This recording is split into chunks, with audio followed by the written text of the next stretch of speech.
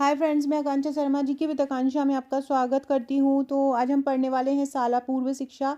शाला पूर्व शिक्षक के बहुत इंपॉर्टेंट क्वेश्चन करने वाले हैं जो कि बहुत इंपॉर्टेंट हैं और एग्जाम में आने की 100% संभावना है। हमारे ए सीरीज़ का ये 62वां भाग है। इसके पहले हम 63वां भाग है। इसके पहले हम करीब 62 वीडियो इसके कर चुके हैं। ए सीरीज़ जो मतलब जिसमें हम टॉपिक वाइज थ्योरी भी पढ़ रहे हैं, टॉपिक वाइज MCQ भी कर रहे हैं। पहला क्वेश्चन है, व्यवहारवाद की नींव किसने रखी? देखो, अलग अलग बहुत सारे व्यवहारवादी हैं, बट यहाँ पे बात हो रही है कि नींव किसने रखी है। वॉटसन ने, हरलॉक ने, पियाजे ने या ब्रूनर ने? तो वॉटसन ने व्यवहारवाद की नींव रखी है। और ये व्यवहारवाद क्या होता है? व्यवहारवाद जैसे कि समझ में ही आ रहा है, व्यवहार को ही व्यवहारवाद बोलते हैं।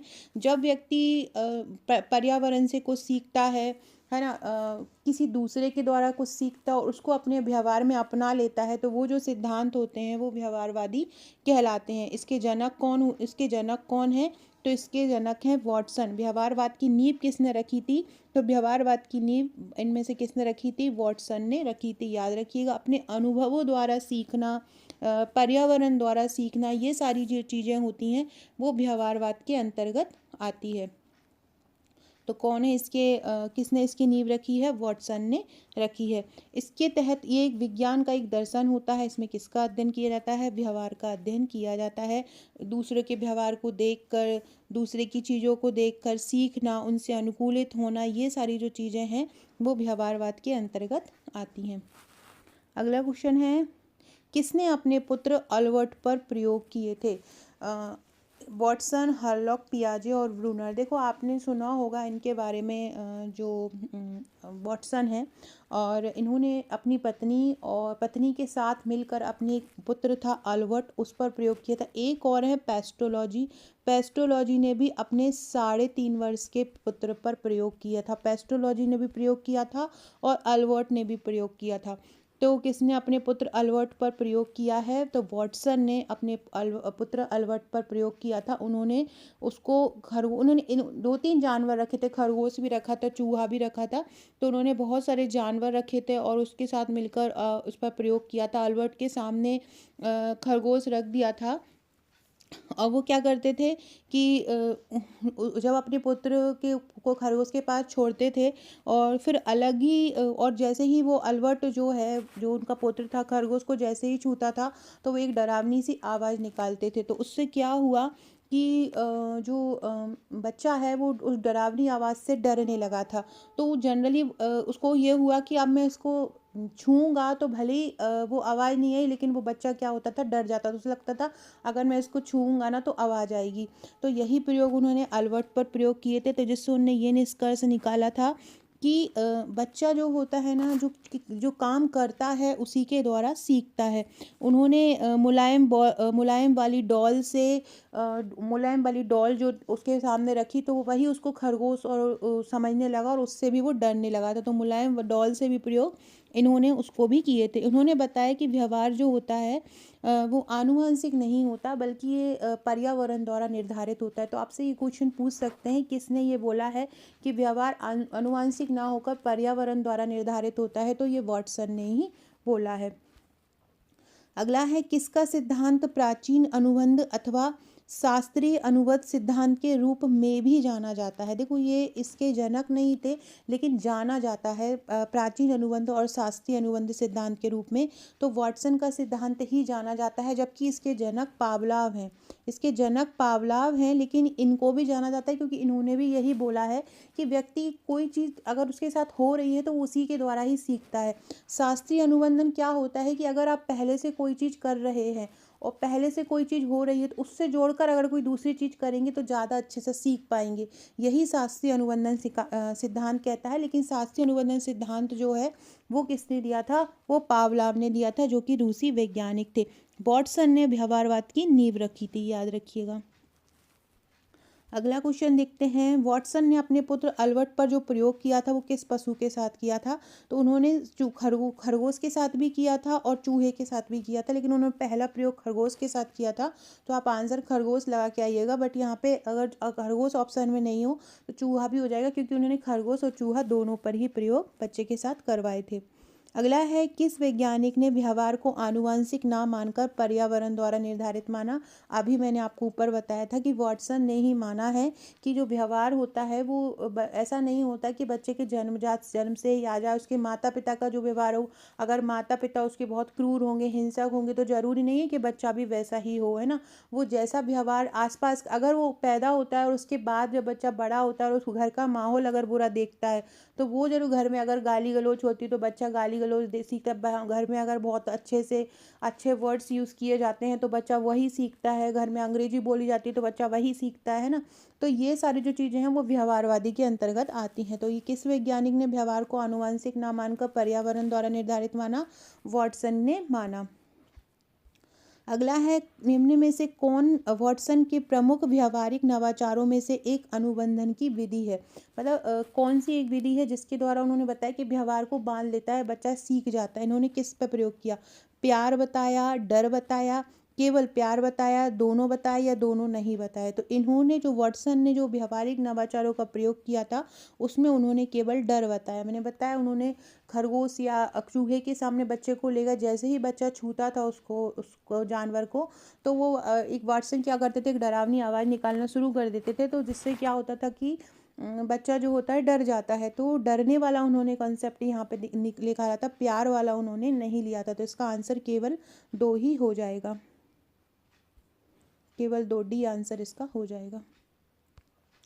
अगला है, इनमें से कौन वाटसन की मूल अवधारणा, इनमें से जॉन वी वाटसन की मूल अवधारणाएं क्या हैं? मतलब इन्होंने मेन जो अवधारणाएं रखी थी वो मेन अवधारणाएं क्या हैं जिस पर उन्होंने मेनली प्रयोग किया था? पर्यावरणवाद। हाँ, किया था इन्होंने पर्यावरणवाद पर। इन्होंने बोला है कि पर्यावरण से व्यक्ति सीखता है। भावनाओं का भी इन्होंने अध्ययन किया, तभी तो डर से बच्चा डरावनी आवाज़ से डर जाता है। व्यवहारिक अनुप्रयोग, ये तीनों पे ही इन्होंने प्रयोग किया था। तो 1, 2 और 3 इसके आंसर हो जाएंगे, सी इसका आंसर हो जाएगा। अगला है, जॉन वी वाटसन के अनुसार मनोविज्ञान किसका अध्ययन है? जॉन बी वाटसन ने किसको मेन बताया? तो मैंने अभी बताया वाटसन मतलब व्यवहार, उन्होंने केवल व्यवहार को ही बताया है कि व्यवहार भी किससे सीखते हैं? पर्यावरण से, अंतः क्रिया द्वारा बच्चा जो है व्यवहार सीखता है। फ्रेंड्स, अगर आप अभी तक मेरे इंस्टाग्राम पर नहीं गए हो तो एक बार इंस्टाग्राम पे ज़रूर चले जाइए। अगर आपको लगता है कि वहाँ आपके काम के प्रश्न मिलेंगे, वहाँ आपके काम के वीडियोस मिलेंगे, तो आप उसको फॉलो कर लीजिएगा। बहुत ही शानदार एडवांस लेवल के मैंने वहाँ पर एमसीक्यू डाले हुए हैं जो आपको एग्ज़ाम में हेल्प करेंगे। और जैसे ही सुपरवाइज़र का नोटिफिकेशन आएगा, हम बहुत शानदार शानदार डाटा भी वहाँ पर देने वाले हैं। तो सारे लोग इस पर चले जाइए, अच्छा लगे तो इसको फॉलो कर लीजिएगा। कमेंट बॉक्स में मैं इसकी लिंक भी डाल दूँगी। ये मेरा व्हाट्सअप नंबर है 6260190944। यहाँ पर आप मुझे व्हाट्सअप करके अपना नंबर भी सेव करवा सकते हैं। और अगर आप हमारा ऑनलाइन बैच लेना चाहते हैं, हम जीतेंगे बैच, जो किसी एप्लीकेशन पर नहीं है पर बहुत ही ज़्यादा देसी तरीके की तैयारी हम करवा रहे हैं। ट्रिक द्वारा टॉपिक याद करवा रहे हैं, टेस्ट ले रहे हैं डेली। कोई भी टॉपिक है इजी लैंग्वेज में प्रोवाइड करा रहे हैं, उसको ट्रिक द्वारा याद करवा रहे हैं और हज़ारों हज़ारों संख्या में एमसीक्यू करा रहे हैं। तो जो भी सुपरवाइज़र 100% बनना चाहता है, हमारा एक बार कोर्स ज़रूर लेके देख लिएगा। अगर आपको ऑनलाइन लेना है तो आप ऑनलाइन ले सकते हैं। अगर आप हार्ड कॉपी घर पे मंगाना चाहते हैं तो आप घर पे भी मंगा सकते हैं।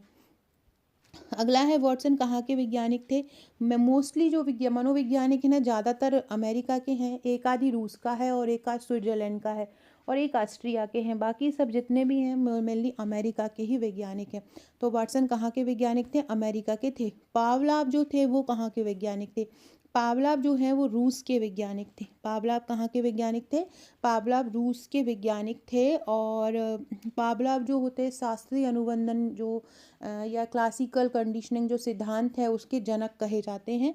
इन्होंने कुत्ते पर प्रयोग किए थे। कुत्ते में एक ग्रंथि पाई जाती है, पैरोटिड ग्रंथि। वैसे तो पैरोटिड ग्रंथि मनुष्य के शरीर में भी पाई जाती है। जो मम्स जो रोग होता है, जो आपने एमएमआर वैक्सीन पढ़ा होगा ना, उसमें जो मम्स रोग होता है वो इसी पैरोटिड ग्रंथि में ही हो जाता है। इस पे पैरामाइक्स एक वायरस आता है, वो गले की पैरोटिड ग्रंथि पर आक्रमण कर देता है और मम्स नामक रोग हो जाता है।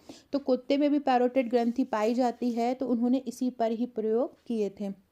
इसी पैरोटिड ग्रंथि से लार टपकने लगती है कुत्ते के सामने जब भी कोई भी रोटी वोटी डाली जाती है या उसको लगता है कि अब कुछ खाने के लिए आने वाला है, तो लार टपकने लगती है।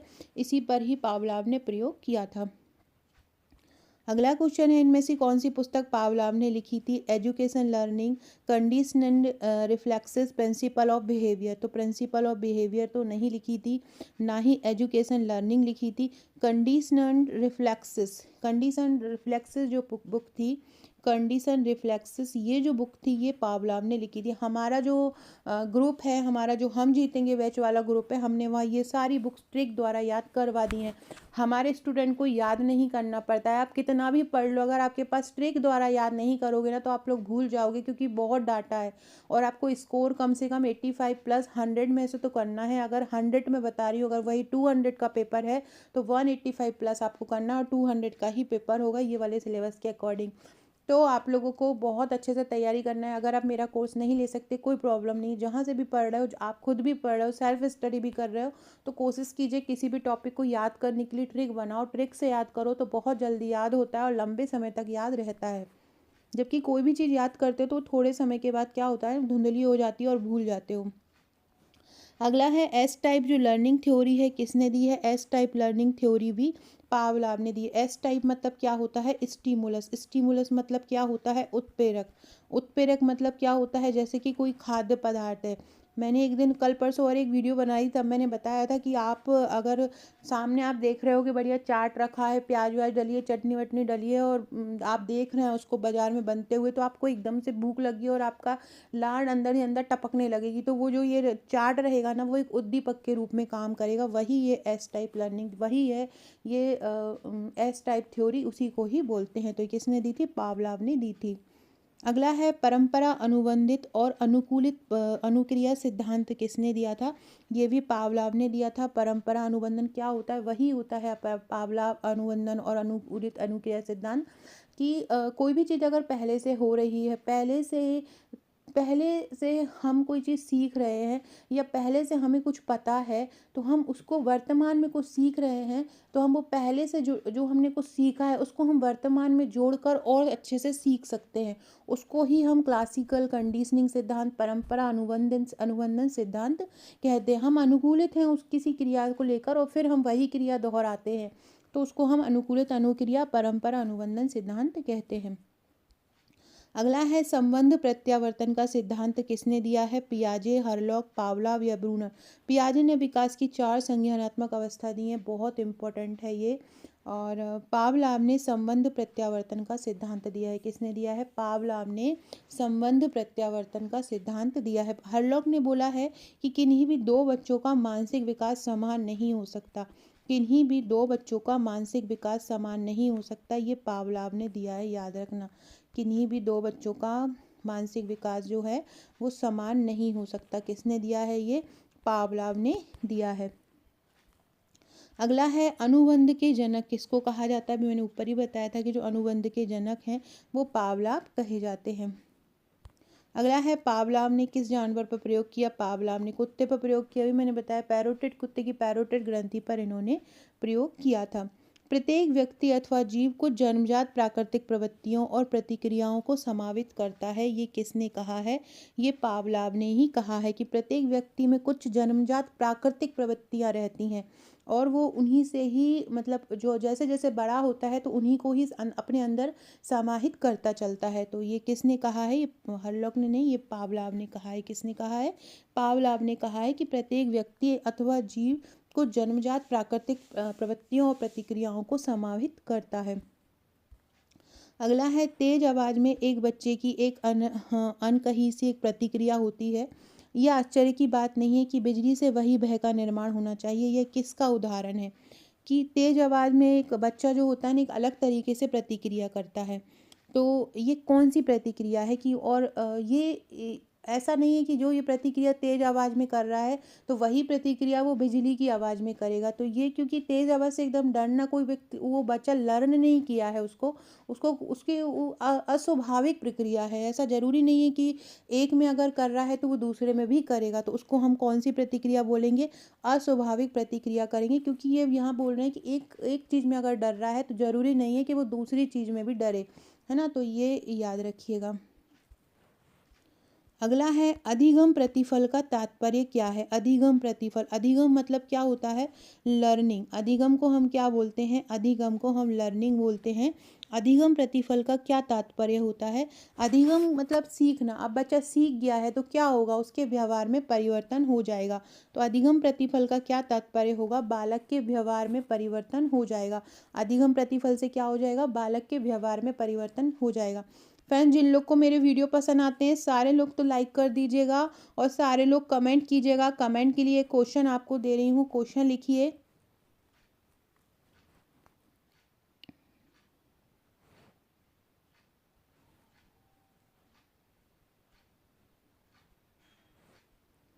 विश्व कंप्यूटर दिवस कब मनाया जाता है।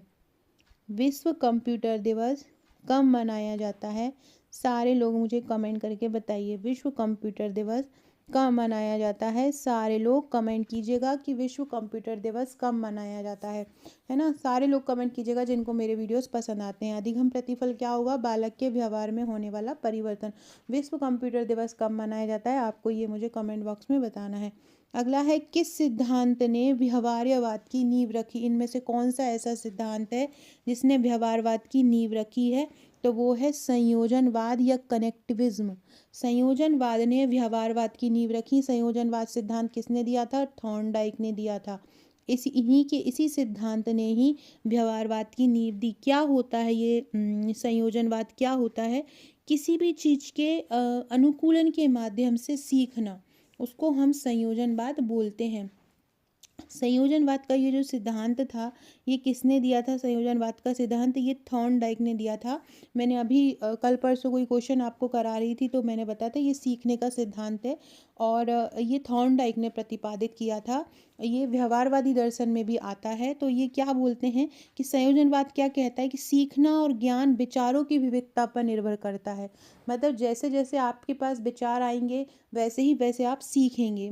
मतलब सीखना कि अलग अलग जो सूचनाएं हैं उनको जोड़ने की एक प्रक्रिया। जब आप कुछ एक चीज़ सीखते हो तो उसी को ही जोड़कर आप दूसरी चीज़ सीख सकते हो, उसी को ही जोड़कर आप तीसरी चीज़ सीख सकते हो। मतलब अगर आप निरंतर कोई भी चीज़ सीख रहे हो तो एक चीज़ से दूसरी चीज़ जोड़कर ही सीखते हो। इसको हम संयोजन मतलब जोड़ना, जोड़ कर ही सीखते हो। इसको ये कोई गैर मानव सामग्री भी हो सकती है, मतलब कोई वस्तु भी हो सकती है जिनको आप जिनको आप जोड़कर सीखते हो। ये अधिगम जो है उद्दीपन और अनुक्रिया के भी संबंध बनाने की क्रिया है। उद्दीपक और अनुक्रिया क्या होती है, उद्दीपक जो भी चीज़ हमको प्रेरित कर रही है और उस प्रेरित होकर हम जो क्रिया देते हैं, है ना, वो जैसे कि खाना है, खाना आपको उद्दीपित कर रहा है, खाना एक उद्दीपक है। अब उसके बाद क्या होगा, खाने को देखकर आप उस खाने को खाने का मन करोगे, आपके मन में क्रिया आएगी, आप खाना खाओगे तो वो होगा उसका आर होगा, उसको होता है रिस्पॉन्स, है ना। स्टिमुलस रिस्पॉन्स थ्योरी उसको बोलते हैं, जो थॉर्नडाइक ने दी थी। इन्होंने ही इसी सिद्धांत को लेकर संयोजनवाद सिद्धांत किया कि आप दो चीज़ों को जोड़कर, एक दूसरे को अलग अलग सूचनाओं को जोड़कर ही तीसरी चीज़ सीखते हैं। इसको संयोजनवाद का सिद्धांत कहते हैं। इसको कनेक्शनिज्म भी बोलते हैं। कनेक्शनिज्म, कनेक्ट मतलब कनेक्ट करना दो या दो से अधिक चीज़ों को। इसी सिद्धांत ने ही व्यवहारवाद की नींव रखी है। पूछ सकते हैं कि किस सिद्धांत ने व्यवहारवाद की नींव रखी है, तो किस सिद्धांत ने व्यवहारवाद की नींव रखी है, तो संयोजनवाद ने ही व्यवहारवाद की नींव रखी है। हाँ, इसके अलावा प्रकार्यवाद क्या होता है कि वातावरण के अनुसार अनुकूलित करने की जो क्षमता है। संज्ञानात्मक क्षमता मतलब हम किसी बिल्कुल विचारों से भी हम अनुकूलित हो रहे हैं वातावरण से, वो संज्ञानात्मक क्षमता होती है। गेस्टाल्ट क्या कह रहे हैं कि संपूर्ण, कुछ भाग में से कुछ को नहीं ग्रहण करना, संपूर्णता को लेना, वो गेस्टाल्टवाद कहता है। संरचनावाद क्या कहता है, जटिल मानसिक प्रक्रियाओं को बनाने के लिए छोटी छोटी संज्ञानात्मक क्षमताएं संयोजित होती हैं। अगला है, कौन सा मनोवैज्ञानिक व्यवहारवाद से संबंधित नहीं है। वॉटसन तो हैं, स्किनर भी व्यवहारवाद से संबंधित हैं, हल भी व्यवहार, ये तीनों व्यवहारवादी हैं। लेकिन जो फ्राइड हैं वो मनोवैज्ञानिक विश्लेषणवादी हैं। ये बिल्कुल व्यवहारवादी नहीं है, बिल्कुल व्यवहारवाद को नहीं मानते हैं। इनके तो सिद्धांत ही बहुत अलग रहते हैं। तो मनोवैज्ञानिक क्या है, विश्लेषणात्मक, विश्लेषणवादी कहलाते हैं ये फ्राइड। तो याद रखिएगा फ्राइड।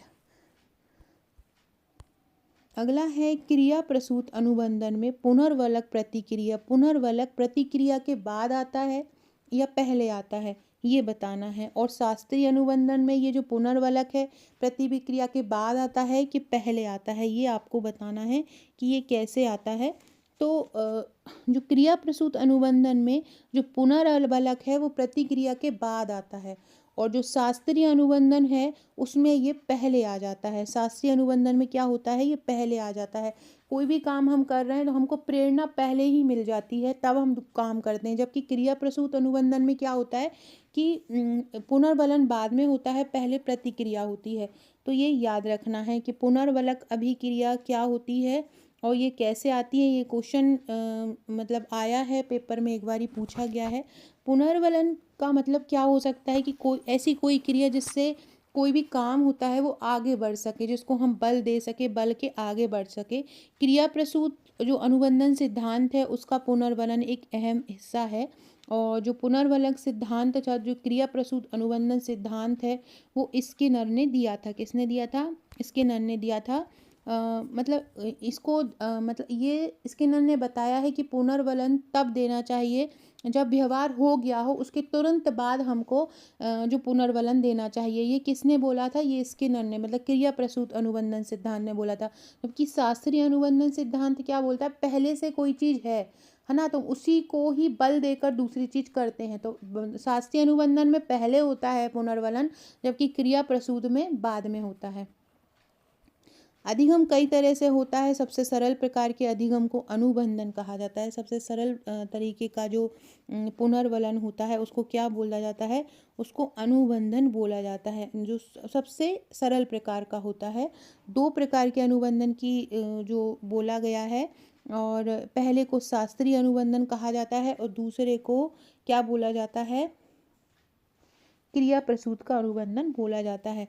शास्त्रीय अनुबंधन का जो सिद्धांत था वो किसने दिया था? शास्त्रीय अनुबंधन सिद्धांत दिया था पावलाव ने दिया था। और जो क्रिया प्रसूत का सिद्धांत है वो किसने दिया था? क्रिया प्रसूत का जो सिद्धांत है वो स्किनर ने दिया था। शास्त्रीय अनुबंधन सिद्धांत क्या कहता है? वो उद्दीपक अनुक्रिया पर आधारित होता है। ये इस बात पर जोर देता है कि सीखना जो होता है वो सहचर्य और प्रतिस्थापन के सिद्धांत पर आधारित। सहचर्य मतलब साथ साथ काम करने पर आधारित होता है।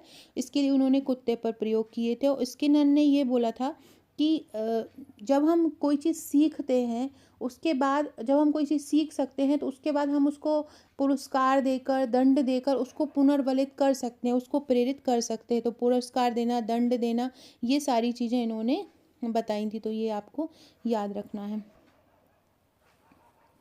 अनुबंध सिद्धांत को ये भी बोल सकते हैं कि जैसे कि कोई सामाजिक व्यवस्था है, कोई समाज में कोई व्यवस्था चल रही है और उसको, उस व्यवस्था को बनाए रखना है, तो उसको उस व्यवस्था को बनाए रखने के लिए क्या करते हैं कि उस व्यवहार में परिवर्तन लाया जाता है। जो भी चीज़ चल रही हो उसको परिवर्तित किया जाता है ताकि वो समाज के अनुसार चीज़ें चल सकें, तो उसको भी हम अनुबंधन बोलते हैं।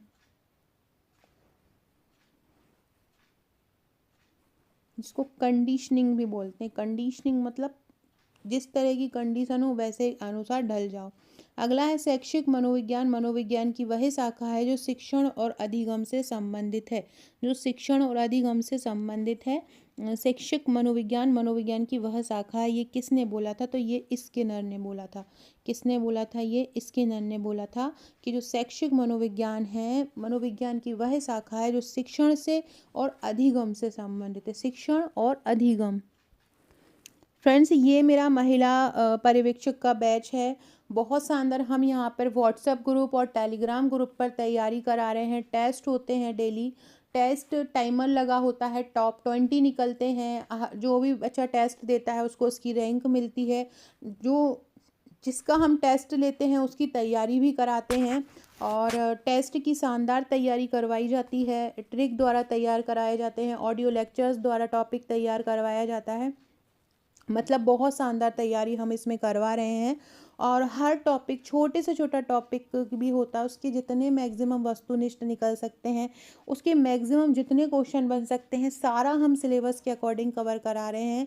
जो अभी नए हैं, जो न्यू जुड़े हुए हैं, जिनकी अभी बिल्कुल तैयारी नहीं हुई है, या जो कर चुके हैं लेकिन उन्हें लगता है कि अब तैयारी नहीं है, अब हम आगे क्या करेंगे, तो आप हमारा ये बैच ले सकते हैं। यहाँ पे आपको क्या करना है कि अगर आप केवल ऑनलाइन लेना चाहते हैं, आपको हार्ड कॉपी बुक्स नहीं लेना है, तो 799 चार्ज है। आपको मुझे व्हाट्सएप करना है कि मैम हमको ये आपका ऑनलाइन पैकेज लेना है, मैं आपको पेमेंट नंबर दूंगी, आपको पेमेंट करके स्क्रीनशॉट देना है। देन हम आपको 3 नंबर से, जो 3 ग्रुप से जोड़ लेंगे, जिसमें एक व्हाट्सएप ग्रुप रहेगा, 2 टेलीग्राम ग्रुप रहेंगे। ये पेड ग्रुप हैं तीनों, इनमें केवल वही बच्चे जुड़े हुए हैं जिन्होंने हमारा ये पैकेज लिया है या हमारे नोट्स लिए हैं। तो आप भी ये ले लीजिए, बहुत शानदार तैयारी करा रही हूँ, इतने समय बाद वैकेंसी आ रही है, और ये मतलब फुल टू फुल पैकेज है, इतनी ट्रिक्स द्वारा चीज़ें याद करवा रही हूँ। चाहे ICMR की रिपोर्ट, आज हमने हमारे ग्रुप में प्रोटीन को पढ़ाया है, और प्रोटीन की ICMR जो रिपोर्ट है, ट्रिक द्वारा पूरे याद करा दी है। चाहे वो 6 महीने के बच्चे को प्रोटीन कितना चाहिए है, 3 साल के बच्चे को प्रोटीन कितना चाहिए, 12 साल के बच्चे को प्रोटीन कितना चाहिए है, 16 साल की लड़की को कितना चाहिए, 18 साल की लड़की को कितना चाहिए, गर्भवती धात्री, हर गर्भवती महिला को दूसरी तिमाही में, तीसरी तिमाही में, धात्री महिला को कितना चाहिए, सारी चीज़ें हमने ट्रिक द्वारा याद करवाई हैं। हर जो पोषक तत्व है ICMR का, हम ऐसे ही कवर करा रहे हैं। इसके अलावा और क्या दिया जाएगा, इसमें 100 प्रैक्टिस सेट दिए जाएंगे, 1000 CDP के MCQ, 1000 ICMR MCQ, daily topic wise test, trick द्वारा याद, ऑडियो लेक्चर्स। कोई टॉपिक अगर कठिन है तो हम उसकी वीडियो भी बना कर देंगे, डेली सरल तरीके से बनी टॉपिक वाइज PDF। प्रबंधन टॉपिक वाइज कवर होगा, 500+ योजना हर पार्ट की कवर होंगी, जैसे कि स्वास्थ्य विभाग की अलग, जनजाति विभाग की अलग, महिला बाल विकास विभाग की अलग, ऐसे सारी कवर होंगी। सुपरवाइजर के 11,000 एक प्रश्नों तक को प्रश्न बैंक आपको दिया जाएगा, 70 से 80,000 प्रश्न एग्जाम तक आपके कवर होंगे। अधिनियम, कठिन से कठिन अधिनियम भी होगा ना, तो वो आपको कठिन नहीं लगेगा। हर धारा आप कहीं भी पढ़ रहे होंगे तो आप मेन धाराएं पढ़ रहे होंगे, लेकिन हमारे यहाँ ऐसा नहीं है, हम सारी धाराएं पढ़ा रहे हैं, सारे अध्याय पढ़ा रहे हैं, और ऐसा पढ़ा रहे हैं कि ट्रिक द्वारा याद करवा रहे हैं, तो वो बच्चों को लगता ही नहीं है कि वो कठिन है। हमारे यहाँ के स्टूडेंट्स सारे ही बहुत बेहतरीन कर रहे हैं। अगर आप भी जुड़ना चाहते हैं तो आप मुझे व्हाट्सएप कर सकते हैं। गणित, कंप्यूटर, तर्क शक्ति, सारा कुछ हम कवर करा रहे हैं।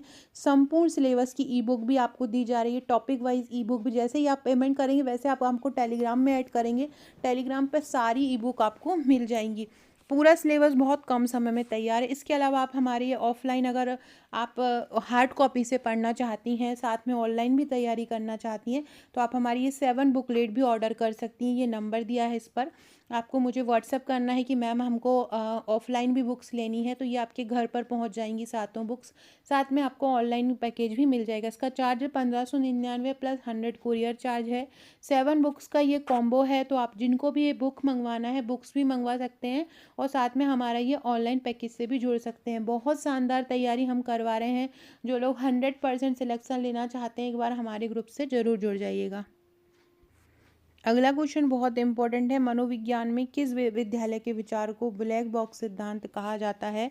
किस विद्यालय के विचार को? तो ये व्यवहारवाद के विद्यालय को ब्लैक बॉक्स सिद्धांत कहा जाता है। इसके अनुसार मन क्या है? एकदम ब्लैक बॉक्स है। ब्लैक बॉक्स मतलब एक ब्लैंक बॉक्स है ना, खाली है बिल्कुल, और उसमें हम जब दूसरी जो लोग जगह से चीज़ें सीखते हैं, अच्छी या बुरी, तो हम वही सीखते हैं, मतलब वही हमारे व्यवहार में आ जाता है, और हम वैसे ही प्रतिक्रिया करने लगते हैं।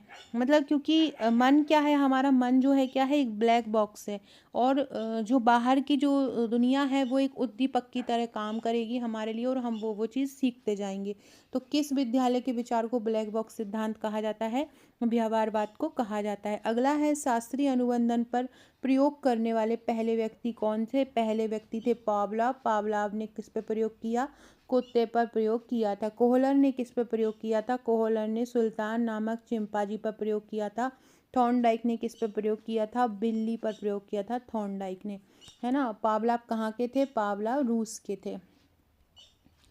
अगला है, पावलोव के प्रयोग में तटस्थ उत्तेजना बिल्कुल जस्ट उत्तेजना किससे आई हुई मिलती है? लार से, भोजन से, घंटी से, या सीखने से? तो देखो क्या वो बताया था कि जैसे कि कुत्ता है बाहर, कुत्ते को उन्होंने एक घंटी लटका दी थी और उसके गले में घंटी बांधी थी, गले में ही वो जो ग्रंथि पाई जाती है, क्या पैरोटिड ग्रंथि पाई जाती है। अब क्या होता था कि जैसे ही घंटी बजाते थे तो उसके सामने खाना आ जाता था कुत्ते के सामने।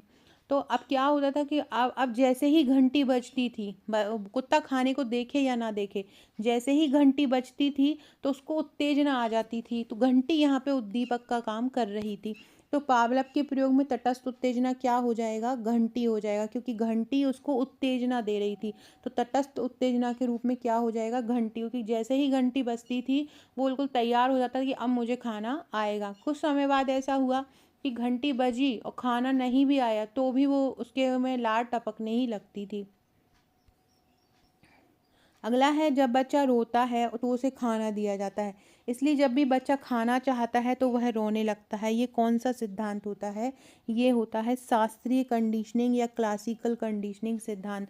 क्लासिकल कंडीशनिंग सिद्धांत जो एक तथ्य को दूसरे से जोड़कर रखता है वो क्लासिकल कंडीशनिंग होता है। तो जब बच्चा खाना दिया जाता है तो रोने लगता है तो खाना दिया जाता है। अब खाना देगा तो रोना, तो पहले से जोड़कर दूसरा लिख रहे हैं, इसलिए यहाँ पे क्या हो जाएगा, शास्त्रीय कंडीशनिंग सिद्धांत हो जाएगा। करके सीखना का सिद्धांत थॉर्नडाइक ने, बहुत सारे वैज्ञानिकों ने दिया, उनमें थॉर्नडाइक ने भी करके सीखने का नियम दिया है। अगला है, कौन सा कारक शास्त्रीय कंडीशनिंग को प्रभावित करता है, कौन सा ऐसा कारक है, समय की निकटता बिल्कुल करता है। समय की कोई भी चीज़ पहले समय में हुई और तुरंत हो रही है तो हम उसको एक उससे जोड़ लेते हैं। पर्यावरण भी बिल्कुल करता है, पर्यावरण के साथ कोई चीज़ हो रही हो तो हम उससे अनुकूलित होकर चीज़ें कर देते हैं। पुनरावृत्ति भी शास्त्रीय कंडीशनिंग को प्रभावित करती, कोई एक चीज़ बार बार हो रही है तो हम उसके आदतन हो जाते हैं। तो उपरोक्त सभी इसका आंसर हो जाएगा। एक बच्चे की बुरी आदतों को कैसे सुधारा जा सकता है, करके सीखना, कंडीशनिंग, उत्तेजना। कैसे, तो कंडीशनिंग सिद्धांत द्वारा, जो शास्त्रीय अनुबंधन सिद्धांत होता है, पहले की किसी कोई चीज़ को रिवाइज करवा के दंड देकर उसको सुधारा जा सकता है, पहले के प्रयोग को दर्शाकर कि उस चीज़ को सुधारा जा सकता है। तो इसमें क्या हो जाएगा, कंडीशनिंग हो जाए, एक बच्चे की बुरी आदतों को कंडीशनिंग द्वारा सुधारा जा सकता है। फ्रेंड्स, ये जो क्वेश्चन देख रहे हो ना, ऐसे हम सीडीपी के 1000 एमसीक्यू आप लोगों को देंगे हमारे ग्रुप में। उसके बाहर सीडीपी वाला पार्ट तो पढ़ना ही नहीं है, बाकी संस्थागत देखभाल, गैर संस्थागत देखभाल, एड्स परियोजना वाला, एड्स आधारित योजना वाला है ना, जिसमें एड्स का संपूर्ण टॉपिक आ जाता है, नियंत्रण कार्यक्रम वगैरह, पॉक्सो अधिनियम, बाल श्रम नीति, बाल संबंधित कानून, इन सारे का भी लगभग 500 प्रश्न होंगे। तो लगभग चौथा वाला पार्ट आपका 1500 से 2000 प्रश्न आपको करने हैं और कुछ नहीं करना है, जो हम एग्ज़ाम टाइम के समय में 1 महीने पहले आपको करा देंगे, जैसे ही नोटिफिकेशन आता है उसके बाद। तो ये एक बहुत इजी लेवल की तैयारी है जो आपको लिए एक बेसिक टारगेट देती है कि आपको यही यही पढ़ना है, तो आपको पता रहता है कि हमको ये पढ़ना है और आप उसको बहुत अच्छे से कर पाते हो। अगला क्वेश्चन है, पावलाव के प्रयोग की जो स्वाभाविक प्रतिक्रियाएं हैं क्या है। पावलाव प्रयोग कर रहा है, बार बार घंटी बजाता है, कुत्ते को लार आती है, तो लार ही ऑटोमेटिकली स्वाभाविक तरीके से आ रही है, क्योंकि वो बार बार घंटी बजाता, घंटी को देखकर ही वो ऑटोमेटिकली उसको लार आ जाती है।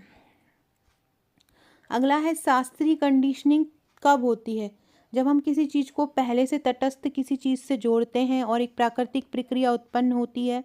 जब हम किसी चीज़ को पहले से तटस्थ किसी चीज़ से जोड़ते हैं और वांछित नहीं होती, हमारी इच्छा से प्रतिक्रिया थोड़ी ना होगी, प्राकृतिक प्रतिक्रिया उत्पन्न होगी, ये तो सही जा रहा है। तीसरा है, जब हम सचेत चुनाव करते हैं, ये भी नहीं होगा, जब हम खाने के लिए तैयार होते हैं, ये भी नहीं होता। पावलाव ने जो का सिद्धांत पाचन से संबंधित है। तो शास्त्रीय कंडीशनिंग कब होती है, जब हम किसी चीज़ को पहले से तटस्थ चीज़ से जोड़ते हैं और जो एक प्राकृतिक प्रतिक्रिया उत्पन्न होती है उसको शास्त्रीय कंडीशनिंग बोलते हैं। अगला है, स्किनर कहाँ के वैज्ञानिक थे। स्किनर जो थे वो अमेरिका के वैज्ञानिक थे।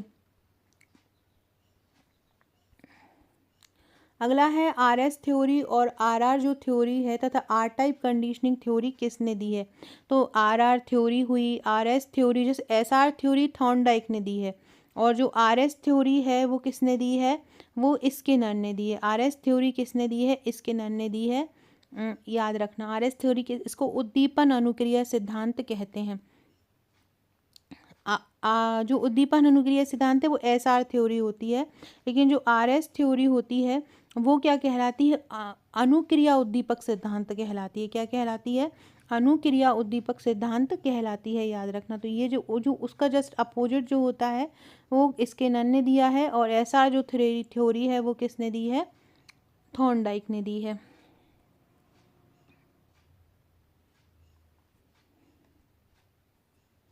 स्किनर ने किस पर प्रयोग किया? कबूतर पर भी किया, चूहे पर भी किया। तो क्या हो जाएगा इसका आंसर? उपरोक्त दोनों हो जाएगा। पुनर्वलन की अवधारणा में किसका एक महत्वपूर्ण तत्व है? पुनर्वलन की जो अवधारणा है वो किसका महत्वपूर्ण तत्व है? पुनर्वलन जो होता है वो अधिगम का जो क्रिया प्रसूत अनुबंधन का सिद्धांत है उसका एक महत्वपूर्ण तत्व है पुनर्वलन। पुनर्वलन किसका है? क्रिया प्रसूत का जो अनुबंधन सिद्धांत है उसका एक महत्वपूर्ण तत्व है कि पुनर्वलन द्वारा ही किसी को प्रेरित किया जा सकता है, उसको पुरस्कार द्वारा, उसको दंड द्वारा सिखाया जा सकता है। तो ये सीखने की प्रक्रिया से जुड़ा है। इसे नैमित्तिक अनुकूलन सिद्धांत भी बोलते हैं। और इस सिद्धांत के अनुसार कोई व्यक्ति को अगर सीखना है तो उसको वातावरण के प्रति क्रियाशील होना चाहिए। उसके व्यवहारों को उसके परिणाम के आधार पर ही, जैसा उसका परिणाम आएगा उसके ही आधार पर हम उसको संशोधित कर सकते हैं। अगर वो गलत परिणाम देता है तो उसको दंड देकर, और अच्छा देता है तो उसको और प्रोत्साहित करके उसको सही कर सकते हैं। तो किसी व्यवहार को पुरस्कृत करने या अवांछित व्यवहार को दंडित करने के जरिए जो सीखना होता है उसको हम क्रिया प्रसूत मतलब कोई भी क्रिया हो जाती है उसके बाद में ही हम उसको करते हैं। उन्होंने सबसे पहले प्रयोग अपना चूहे पर किया था, जिसके लिए उन्होंने एक उपकरण बनाया था जिसको स्किनर बॉक्स कहते थे। उसमें लीवर होता था, जब चूहा लीवर दबाता था तो उसे भोजन मिल जाता था। इस तरह चूहा लीवर को दबाकर भोजन लेना सीख गया था। इस तरह का प्रयोग इन्होंने स्किनर ने किया था। फ्रेंड्स, अगर आप MPSC प्रीलिम्स की तैयारी कर रहे हैं तो आप हमारे ये प्रीलिम्स का बैच भी ज्वाइन कर सकते हैं। ये प्रीलिम्स का हमारा जुनून बैच है, बहुत शानदार हम तैयारी करवा रहे हैं। 7500 प्लस बहुविकल्पी प्रश्न भी इसमें देंगे, टॉपिक वाइज तैयारी भी होंगी, ऑडियो वीडियो लेक्चर्स भी रहेंगे, ट्रिक टॉपिक भी रहेगा, सब कुछ यहाँ पे कराया जाएगा। 4000 प्लस करंट अफेयर्स रहेंगे। तो आप में से जो भी प्रीलिम्स की तैयारी करते हैं तो वो हमारी ये प्रीलिम्स की बुक भी ले सकते हैं। अगला है क्लार्क हल जो थे उनकी पुस्तक कौन सी थी? क्लार्क हल की प्रसिद्ध पुस्तक कौन सी थी? तो प्रिंसिपल ऑफ बिहेवियर भी थी, एसेंशियल ऑफ बिहेवियर। तो ये दोनों ही पुस्तक क्लार्क हल की थी। Principle of behaviour, essential of behaviour. तो याद रखो, बिहेवियर जहाँ आ जाएगा वहाँ हल की पुस्तक आ जाएंगी। ये भी अमेरिका के ही वैज्ञानिक थे। व्यवहार जो है वो चालक और आदत का गुणनफल है, ये किसने कहा था? ये इन्होंने ही कहा था। व्यवहार को हम बोलेंगे बिहेवियर मतलब बी, चालक को बोलेंगे ड्राइव, और आदत को बोलेंगे हैबिट। तो इन्होंने ये एक सिद्धांत दिया था, V=D/H। व्यवहार चालक और आदत का गुणनफल है। ये किसने बोला है? हल ने बोला है कि मतलब व्यवहार तब होता है कि जब आपको कोई किसी चीज़ की आवश्यकता होती है। तो आवश्यकता होती है मतलब आपको आदत है, तो किसी चीज़ की मतलब आवश्यकता है, उसके लिए आप क्या करोगे? मतलब ड्राइव मतलब अपना काम करना आरंभ करोगे, जिससे आपका व्यवहार पैदा होगा। तो ये उन्होंने सिद्धांत दिया था, V=D/H। उनका मानना, ये एक अमेरिकी वैज्ञानिक थे, उनका मानना था तो लोगों में एक ड्राइव होती है। ड्राइव मतलब एक चालक होता है जो उन्हें किसी खास प्रतिक्रिया की ओर ले जाता है। अब ये कब ले जाएगा, ये ड्राइव कब काम करेगा? जब उसको आवश्यकता होगी। जब आवश्यकता होगी तो ये चालक काम करेगा। इस सिद्धांत के मुताबिक जैविक जरूरतों की वजह से ड्राइव सक्रिय होती है, जिससे व्यवहार प्रेरित होता है। अगला है सीखने का पुनर्वलन सिद्धांत के प्रतिपादक कौन थे? सीखने के पुनर्वलन सिद्धांत के प्रतिपादक थे CL हल। कौन थे? CL हल सीखने के पुनर्वलन सिद्धांत के प्रतिपादक थे। अगला है आवश्यकता आकलन थ्योरी किसने दी है? आवश्यकता आकलन थ्योरी क्लार्क हल ने दी है। मैंने अभी बताया था कि क्या बोला है उन्होंने, V=D/H। आवश्यकता होगी तो काम करेंगे, काम करने के द्वारा व्यवहार में बढ़ावा मिलेगा, व्यवहार उत्पन्न होगा, है ना। तो ये आवश्यकता आकलन थ्योरी किसने दी थी? क्लार्क हल ने दी थी। तो फ्रेंड्स, ये था हमारा आज का वीडियो। आशा आपको वीडियो पसंद आएगा। वीडियो अच्छा लगे तो लाइक शेयर सब्सक्राइब जरूर कीजिएगा। Thank you.